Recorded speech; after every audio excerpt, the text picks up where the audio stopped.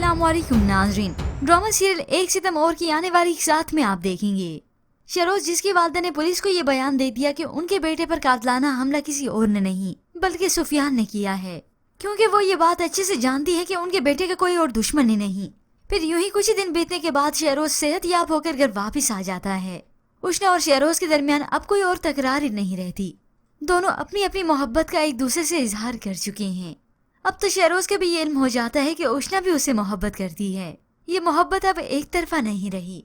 शहरोज और उष्ना जिनकी मोहब्बत में आड़ी सुफियान नहीं बल्कि उसकी बहन भी आ रही थी, वही सदफ जो उष्ना से हमेशा ही जलती आई है, चाहे वो कॉलेज लेवल पर हो या फिर रिश्ते के मामले में हो।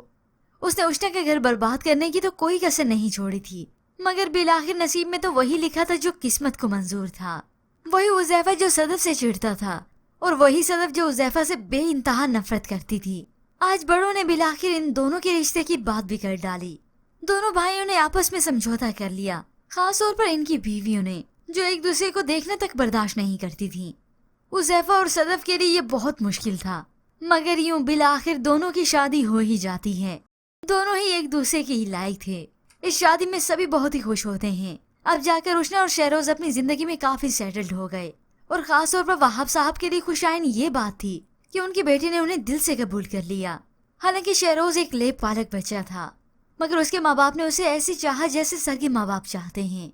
होप सो व्यूअर्स आने वाले एक साथ में आप ये तमाम सीन्स देख सकेंगे, क्योंकि इस ड्रामे का अब व्यूअर्स को बहुत ही बेसब्री के साथ इंतजार रहता है। अब की बार जब ये जुमे की शब को नशर नहीं हुआ तो लोगों की बेचैनी और भी बढ़ गई। अब की बार ये ड्रामा सीरियल फिर से पीर से जुमेरात की शब तक ही लगा करेगा, क्योंकि ना तो ये ड्रामा सीरियल बंद हुआ है और ना ही कोई बैन हुआ है।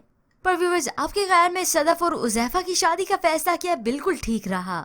इसके मुतालिक हमें अपनी कीमती राय का इजहार जरूर कीजिएगा। मजीद ड्रामास प्रोमो के लिए आप देखते रहिए उर्दू टीवी।